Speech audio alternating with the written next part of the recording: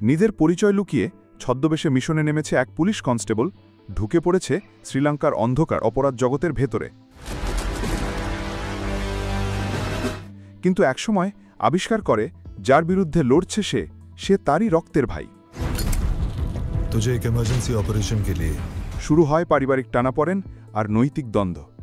ভাইয়ের মুখোমুখি ভাই,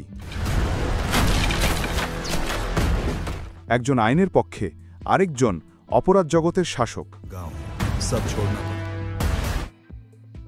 এমন গল্পে মুক্তি পেয়েছে বিজয় দেবেরাকন্ডার নতুন সিনেমা কিংডম। 31 জুলাই প্রেক্ষাগৃহে মুক্তির পর থেকেই আলোচনার কেন্দ্রবিন্দুতে এই সিনেমা। जिस गैंग में तुझे घुसना है उसका लीडर প্রথম দিনেই করেছে বাজিমাত, আয় করেছে 15.75 কোটি রুপি। আর বিশ্বজুড়ে প্রথম দিনের গ্রস আয় দাঁড়িয়েছে প্রায় 34 কোটি রুপি, যা মুক্তিপ্রাপ্ত কোনো সিনেমার জন্য উল্লেখযোগ্য সাফল্যই বটে।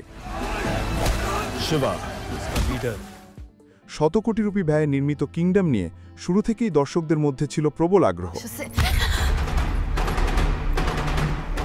মুক্তির দিন সেই আগ্রহ রূপ নেয় হাউসফুল শো আর টিকিটের দীর্ঘ লাইনে। গৌতম তিন্নানুরি পরিচালিত এ সিনেমাতে বিজয় ছাড়াও অভিনয় করেছেন ভাগ্যশ্রী বর্ষে, রুক্মিণী বসন্ত, কৌশিক মাহাতা, সত্যদেব কাঞ্চারানা এবং শ্রীরাম রেড্ডি পোলাসানে। বিনোদনের আরও খবর জানতে সাবস্ক্রাইব করে চোখ রাখুন গ্রিন ভিউ ইউটিউব চ্যানেলে।